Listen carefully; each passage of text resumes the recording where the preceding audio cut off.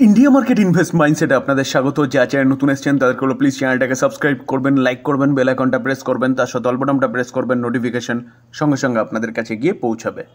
BSc Bombay stock exchange, Bombay stock exchange এই কোম্পানিটাকে দেখলে দেখাবে, দেখুন আজকের দিনে কোম্পানিটা 1.15% একটা ডাউন সাইড মুভমেন্ট দেখাচ্ছে। তো বিএসসিকে নিয়ে কিন্তু একটা নেগেটিভ নিউজ পাওয়া যাচ্ছে, যার জন্য বলতে পারেন আজকের দিনে কোম্পানিটা এরকমভাবে একটা ডাউন সাইড মুভমেন্ট প্রেজেন্ট করছে। তো চলুন দেখে নিই নেগেটিভ নিউজটা কী এবং এর ইম্প্যাক্ট এই কোম্পানিতে কতটা পড়তে পারে। সেবি, সেবি হচ্ছে কি আমাদের মার্কেটের রেগুলেটরি বডি, যেখানে কোথায় কি হচ্ছে না হচ্ছে সব কিন্তু সেবি ফলো রাখে। তো এই আর্টিকেল দেখলে দেখাবে সেবি 25 লাখ পেনাল্টি করেছে বিএসসিকে। কিসের জন্য?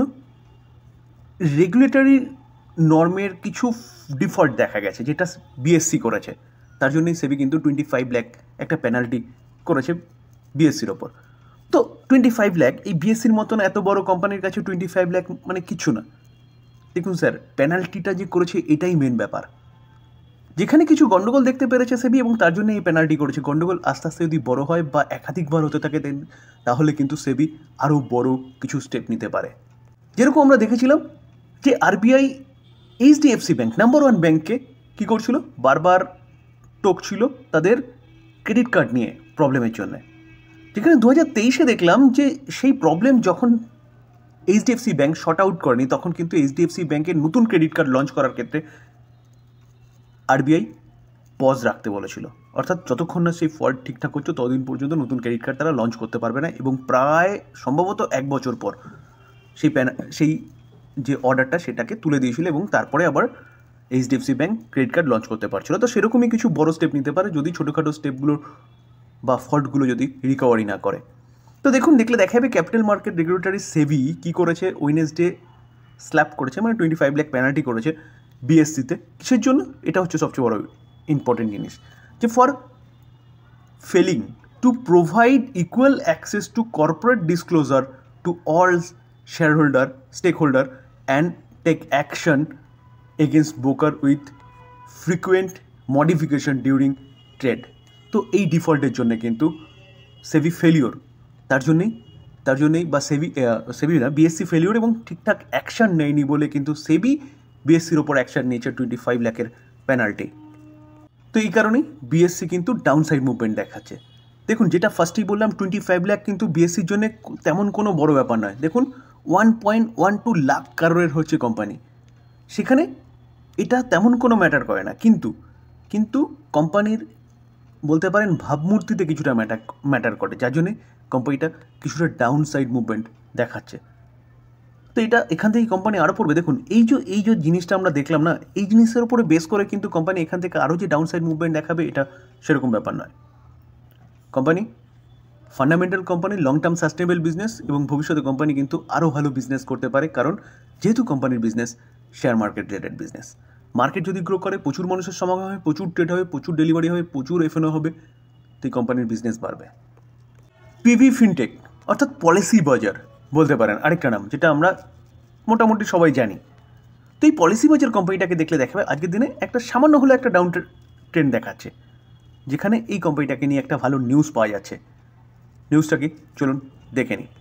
পিভি ফিনটেক এর co-founder likely to sell 5.50 lakh share, কত 960 করোড় এর শেয়ার বলতে পারেন। এটা হচ্ছে অ্যামাউন্ট, এত অ্যামাউন্টের শেয়ার। তো এটা ব্লক ডিলের মাধ্যমে কিন্তু তারা কি করতে চলেছে, সেল করতে চলেছে। যেখানে এই যে নিউজটা পাওয়া যাচ্ছে অ্যাকর্ডিং টু সিএনবিসি টিভি 18 অনুযায়ী, সেখানে প্রাইস কি রাখা হয়েছে 1821.50 পার শেয়ার। তো আমরা দেখতে পারবো কোম্পানিটা সামান্য মুভমেন্ট দেখাচ্ছে। তো কোম্পানিটা আজকের দিনে কিন্তু সেইটাকে টেস্ট করে এসছে। দেখুন আজকের দিনের লো 1816, তো 1821.50-এ ব্লক ডিলটা হয়েছে। তো এই জায়গায় দাঁড়িয়ে এই কোম্পানিটারও বিজনেস, কিন্তু এই কোম্পানিটা টেক কোম্পানি এবং বিজনেস অনলাইন বা ফিউচার ওরিয়েন্টেড, মাথায় রাখবেন। টেক্সমোকো রেল ইঞ্জিনিয়ারিং লিমিটেড, তো টেক্সমোকো এই কোম্পানিটাকে দেখলে দেখাবে, দেখুন আজকের দিনে এখনও পর্যন্ত কোম্পানিটা প্রায় 5% মতন একটা ভালো আফসাইড মুভমেন্ট দেখাচ্ছে। আর্লি মর্নিংয়ে কোম্পানিটা 6%-এর কাছাকাছি আফসাইড মুভমেন্ট দেখিয়েছিল, 6%-এর উপরে।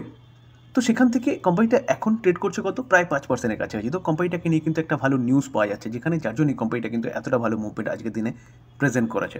দেখুন, দেখলে দেখা যাবে টেক্সমোকো রেল এই কোম্পানিটা আজকের দিনে 6% ভালো মুভমেন্ট দেখানোর পিছনে যদি কারণ বলেন, তার কারণ হচ্ছে ওয়াগন সাপ্লাই অর্ডার কতটা পেয়েছে, 535 কারোরের। তো একটা ব্যাপক বড় নিউজ টেক্সমোকো রেলের জন্য, যেখানে কোম্পানিটা ওয়াগন নিয়ে কাজ করে এবং তার জন্য ব্যাপক একটা অর্ডার কিন্তু কোম্পানিটা পেয়েছে। এই যে অর্ডারটা না, এটা কিন্তু বলছে কি দুটো ফেজে। ফার্স্ট ফেজে 560টা ওয়াগন তাদের সাপ্লাই দিতে হবে 24 মান্থের মধ্যে, এবং অ্যামাউন্ট কত, 282 কারোর। এবং তার পাশাপাশি বলছে কি যে মেনটেনেন্স করতে হবে 20 ইয়ার্সের জন্য, আর বাদ বাকি ওয়াগনগুলো হচ্ছে 5 বছরের মধ্যে। অর্থাৎ বলতে পারেন টোটাল কত, 1040টা ওয়াগন নেক্সট 5 বছরের মধ্যে তাদের কিন্তু সাপ্লাই করতে হবে। তো অবভিয়াসলি কোম্পানির জন্য কিন্তু একটা ভালো বড় ব্রেকিং নিউজ, যার জন্য কোম্পানিটা 5%-এর উপরে এখনও পর্যন্ত একটা ভালো মুভমেন্ট দেখাচ্ছে। Jio financial service. Jio financial service একটা এনবিএফসি কোম্পানি, যে কোম্পানিটাকে দেখলে দেখা যাবে আজকের দিনে কোম্পানিটা 2.5% মতন একটা ভালো আপসাইড মুভমেন্ট দেখাচ্ছে, যেখানে কোম্পানিটা রিলায়েন্সের পার্ট ছিল।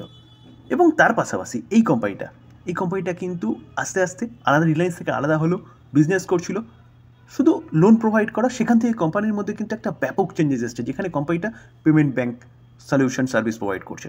তার পাশাপাশি পেটিএম, ফোনপের মতন পেমেন্ট সার্ভিস প্রোভাইড করছে।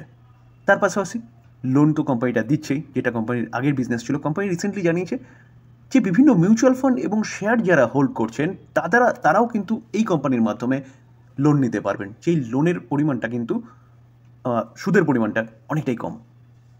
তার পাশাপাশি কোম্পানিটা রিসেন্টলি অ্যানাউন্সমেন্ট করেছে যে কোম্পানিটা সেবি থেকে মিউচুয়াল ফান্ডের যে বিজনেস, সেই বিজনেসের অ্যাপ্রুভাল পেয়ে গেছে, এবং এই কোম্পানিটা ব্ল্যাক রকের সাথে কিন্তু কাজ শুরু করে দিয়েছে। তো আরও বিজনেস আসতে চলেছে, যেখানে কোম্পানিটা ব্রোকিং হাউসের বিজনেসে নামতে চলেছে, যেখানে অনগোয়িং প্রসেস রয়েছে। তার পাশাপাশি কোম্পানিটা আইআরডি এর কাছ থেকে লাইসেন্স নেওয়ার কথা বলছে, কি ইন্স্যুরেন্স সার্ভিস প্রোভাইড করবে। তো এই জায়গায় দাঁড়িয়ে কোম্পানি কিন্তু আস্তে আস্তে তার বিজনেসগুলোর গুটি সাজাচ্ছে। তো এই জায়গায় দাঁড়িয়ে কোম্পানিটা ভবিষ্যতের জন্য একটা ভালো ইনভেস্টমেন্ট হতে পারে। তবে ডিসক্লেমার দিয়ে রাখি, নিউজ পাওয়া যাচ্ছে ভালো কোম্পানি, আলোচনা করছি, টোটালটাই লার্নিং পারপাস। এটাকে কেউ বাই রেকমেন্ডেশন নেবেন না, এবং আমার এই আলোচনা শুনে চোখ বন্ধ করে বাইও করবেন না।